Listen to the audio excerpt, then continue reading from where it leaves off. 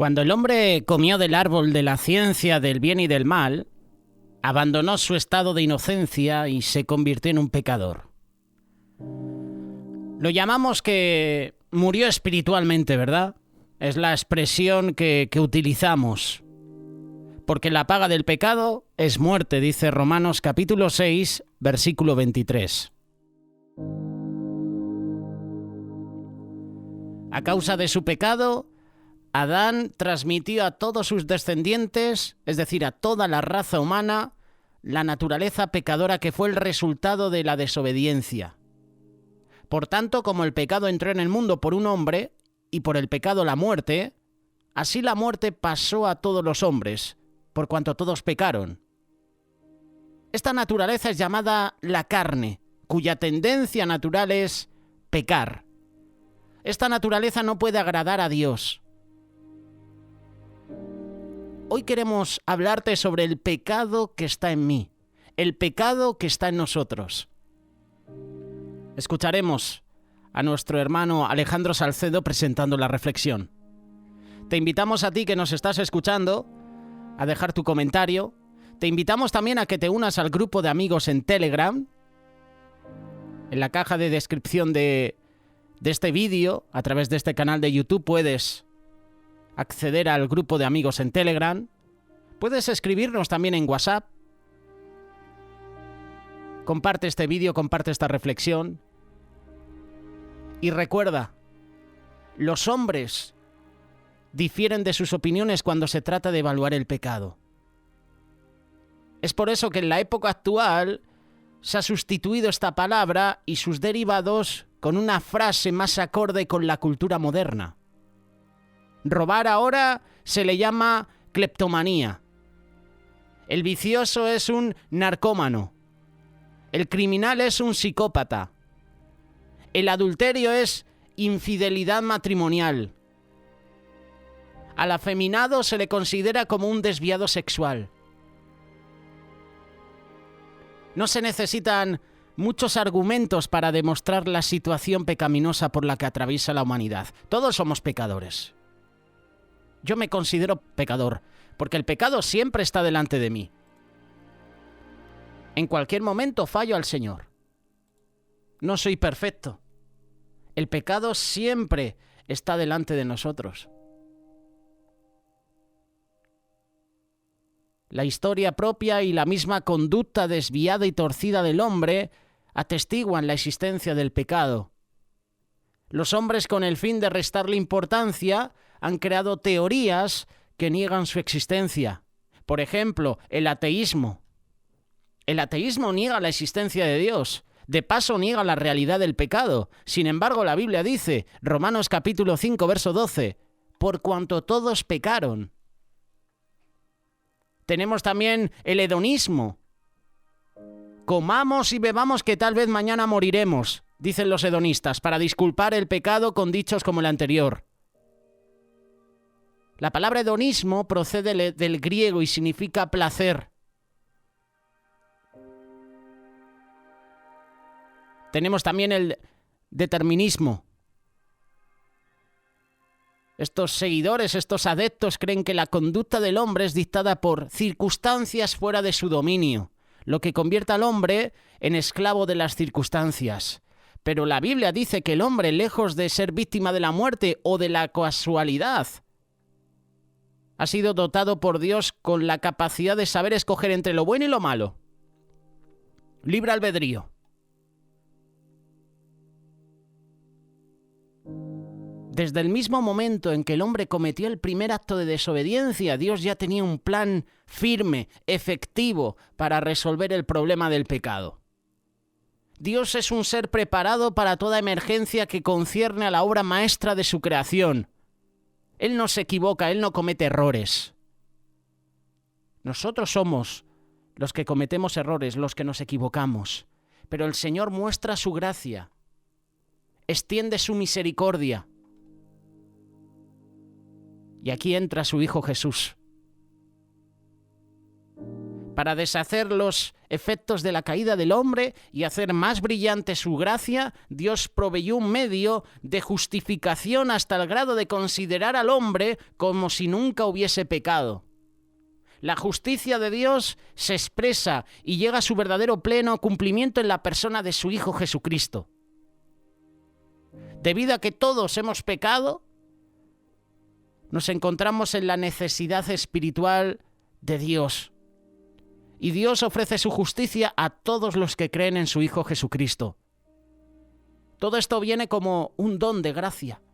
Jesús pagó el precio por nuestros pecados, nos libertó de nuestras maldades, nos libertó del poder del pecado.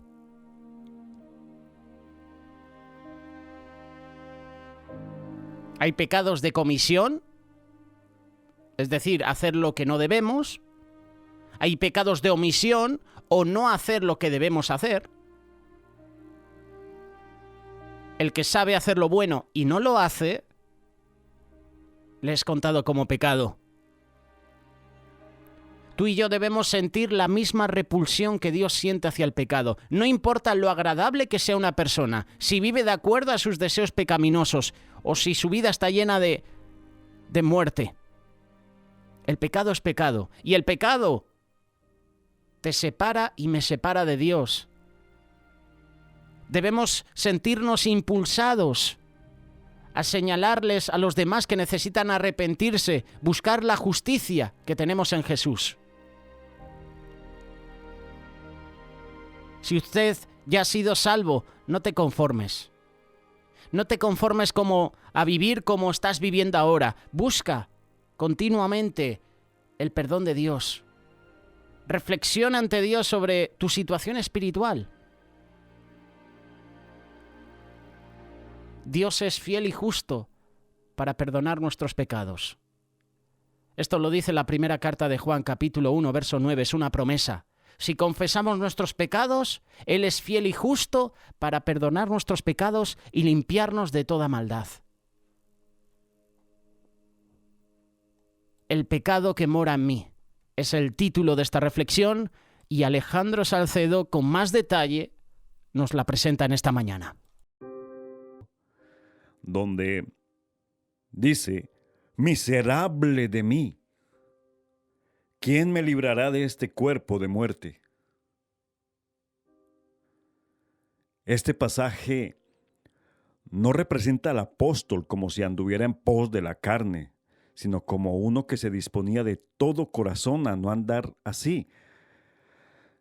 Seguramente habrán personas que abusan de este pasaje, como también de las demás escrituras, para su propia destrucción. Pero las personas serias, los cristianos serios, encuentran una causa para bendecir a Dios por haber provisto así un sostenimiento y un consuelo en Cristo.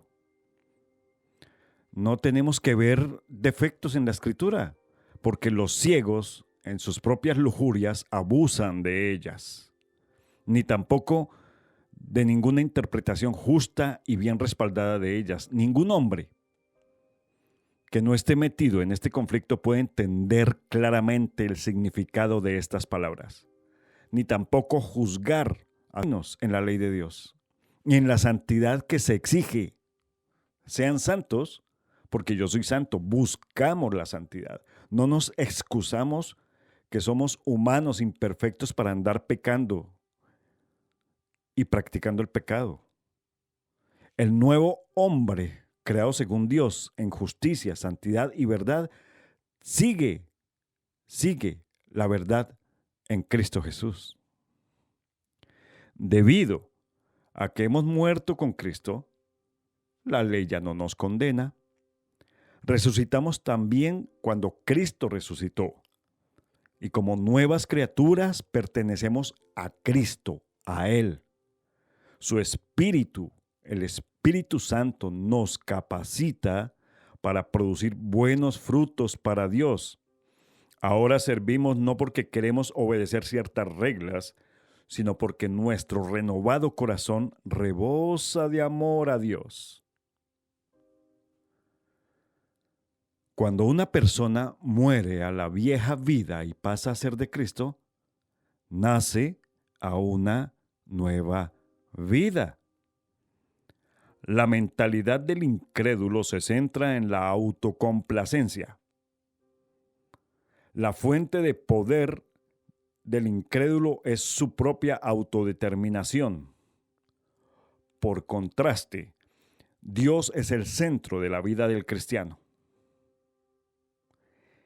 Él suple el poder que necesita el cristiano para el diario vivir. Tú y yo descubrimos que nuestra manera de ver el mundo cambia cuando hemos aceptado a Cristo. Conocemos algunas personas que tratan de ganar el camino a Dios cumpliendo ciertas normas. Como es lógico, tratando de cumplir ciertas normas, todo lo que consiguen mediante su propio esfuerzo es frustración, desaliento.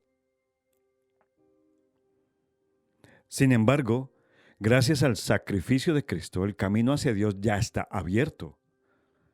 Podemos ser hijos suyos si depositamos nuestra fe en Él. Ya no tratamos de llegar a Dios cumpliendo ciertas normas, como algunos nos exigen que cumplamos ciertas normas para poder llegar a Él. El camino ya está abierto, está expedito. Ya Cristo hizo lo que tenía que hacer, abrirnos el camino hacia el Padre. Así que seremos cada vez más semejantes a Cristo al vivir con Él día tras día, obedeciéndole día tras día.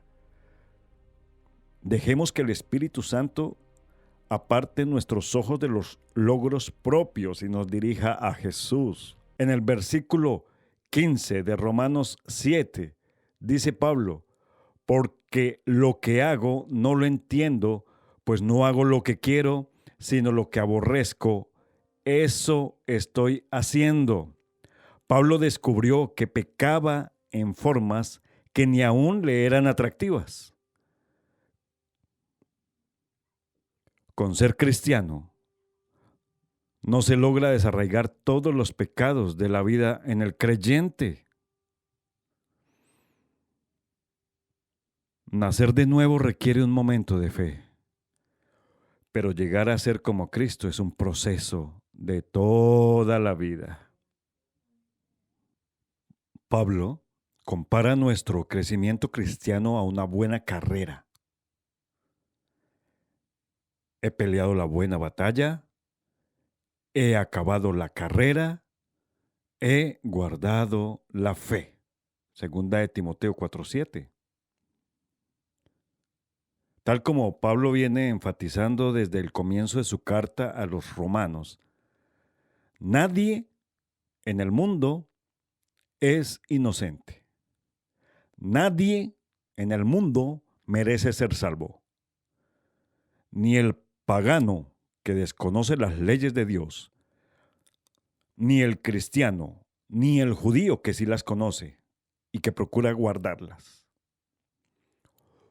Todos debemos depender por completo de la obra de Cristo en cuanto a nuestra salvación. No la podemos ganar, ni siquiera portándonos bien. Esto es más que el grito de un hombre desesperado. Lo que hago no lo entiendo, pues no hago lo que quiero, sino lo que aborrezco, eso hago. Está desesperado Pablo y describe la experiencia de cualquier cristiano que lucha sinceramente y genuinamente contra el pecado y trata de agradar a Dios guardando reglas, leyes, sin la ayuda del Espíritu Santo. Nunca debemos subestimar el poder del pecado. Nunca debemos intentar luchar con nuestras propias fuerzas. Satanás es un tentador astuto y nosotros tenemos una gran capacidad de excusarnos por todo. Cuando pecamos o desobedecemos, siempre tenemos a flor de piel y a flor de labios una respuesta justa. una excusa que para nosotros es válida. Siempre. En lugar de tener el carácter, enfrentar el pecado y reconocer que hemos fallado. En lugar de enfrentar el pecado con el poder humano, debemos apropiarnos del poder enorme de Cristo que está en nuestra disposición. Esta es la provisión de Dios para vencer el pecado. Él envía al Espíritu Santo para vivir en nosotros y para darnos poder, y cuando caemos amorosamente nos ayuda a levantarnos. De manera, dice Pablo, que ya no soy yo quien hace aquello, sino el pecado que mora en mí.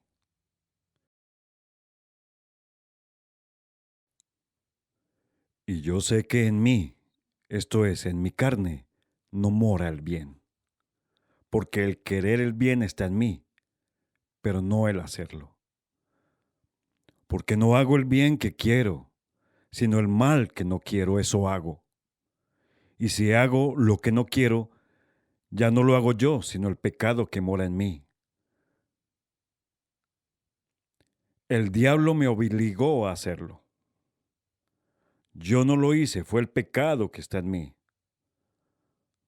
Vaya, parece una buena excusa, pero tenemos que dar cuenta de nuestras acciones y de nuestras excusas. Nunca debemos mencionar el poder del pecado ni a Satanás como excusa. Esa es una costumbre que tenemos, de que soy humano y que siempre cometo errores. Pues busquemos siempre al Espíritu Santo que nos ayude.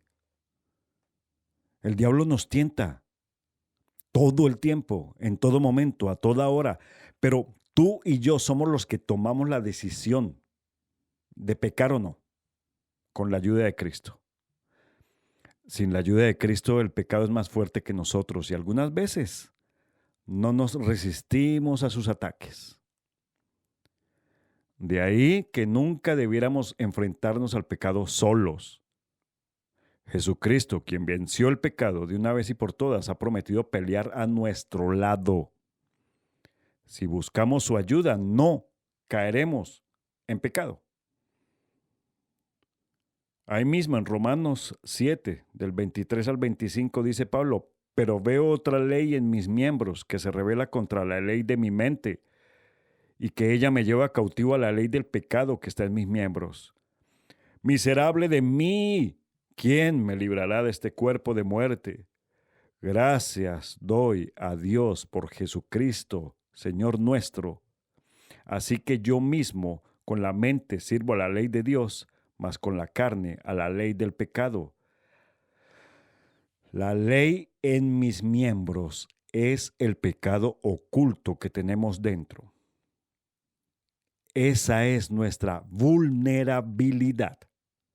Se trata de cualquier cosa en nosotros que es más leal a nuestra antigua vida egocéntrica que a Dios. El problema nuestro del egoísmo, del egocentrismo, yo primero, yo segundo y yo tercero.